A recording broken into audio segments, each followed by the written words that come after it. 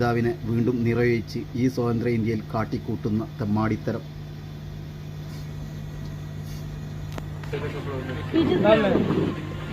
RSS കാപാലികർ നമ്മുടെ രാഷ്ട്രപിതാവിനെ ഗോഡ്സെയോട് ആദരവ് പ്രകടിപ്പിച്ച് വീണ്ടും നിറയൊഴിച്ച് തീ കൊളുത്തുന്നു.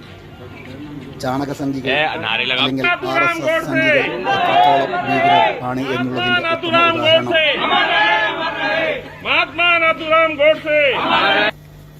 अभिषेक उस साइड जाओ, दादा उस साइड जाओ, ചാണകസംഖികൾ ഇവർ ഇന്ന് ഇന്ത്യയിൽ സ്വതന്ത്രമായി സഞ്ചരിക്കുന്നു. ചാണകസംഖികളുടെ ഒത്താശയോട് കൂടിയിട്ട് രാജ്യത്തിന്റെ നാശമാണ് ചാണകസംഖികൾ എന്ന ഹിന്ദുത്വ തീവ്രവാദികൾ. ഇതൊന്നും ഒരു ലസിക പാലിക്കലും വിശ്രജാനും കാണുകയില്ല. ചാണകസംഖികൾ ഗണപതിയുടെ മിത്ത് പറഞ്ഞ ഒരു മന്ത്രി ഒരു കുട്ടികളെ മുമ്പിലുണ്ടായി. അപ്പൊ എന്തുകൊണ്ടാണ് ഇവർക്ക്, ഞാൻ ചോദിക്കണേ, എപ്പോഴും കാണുമ്പോ ലസിത അല്ല നുസ്രത് ജാൻ എന്ന ചാണകമേ, നീയൊന്നും നമ്മുടെ രാഷ്ട്രപിതാവിനോട് ചെയ്ത, അതായത് നാഥൂറാം ഗോഡ്സെ എന്ന ഹിന്ദുത്വ കാവി ഭീകരവാദിയുടെ രാഷ്ട്രപിതാവിനെ വധിച്ചതിൻ്റെ വാർഷികം ആഘോഷിച്ചതും ചാണകസംഖികൾ RSS കാവി ഭീകരതയാണ്. ഈ ഇന്ത്യയിൽ ഇവരെല്ലാം ഇന്ന് എവിടെ? ഇതേ ഇന്ത്യയിൽ സ്വതന്ത്രമായി സഞ്ചരിക്കുന്നു. അതാണ് കാവി ഭീകരത. അതാണ് ഇന്ന് നമ്മൾ ഇന്ത്യയിൽ കാണുന്നതും.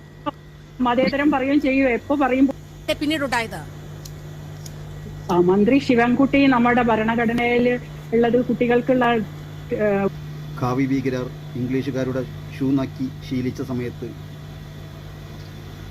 ഇന്ത്യൻ സ്വാതന്ത്ര്യത്തിനായി പോരാടിയ നമ്മുടെ രാഷ്ട്രപിതാവിനെ നിറയൊഴിക്കുന്ന RSS ഹിന്ദുത്വവാദികൾ, ഒന്നാന്തരം സംഘികൾ, ഇതൊന്നും ഒരു നുസ്രത് ജാനും കാണുകയുമില്ല, ഒരു ചരഞ്ജീവിയും കാണുകയില്ല.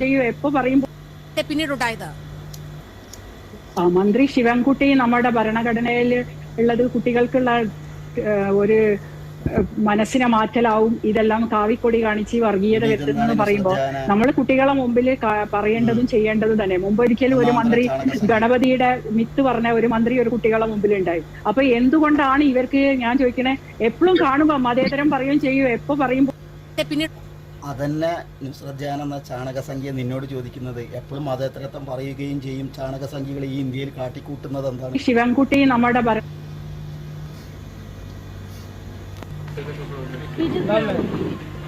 കാവിക്കൊടി കാണിച്ച് വർഗീയത വരുത്തുന്നെന്ന് പറയുമ്പോൾ നമ്മൾ കുട്ടികളെ മുമ്പിൽ പറയേണ്ടതും ചെയ്യേണ്ടതും തന്നെ. മുമ്പൊരിക്കലും ഒരു മന്ത്രി ഗണപതിയുടെ മിത്ത് പറഞ്ഞ ഒരു മന്ത്രി ഒരു കുട്ടികളെ മുമ്പിലുണ്ടായി. അപ്പൊ എന്തുകൊണ്ടാണ് ഇവർ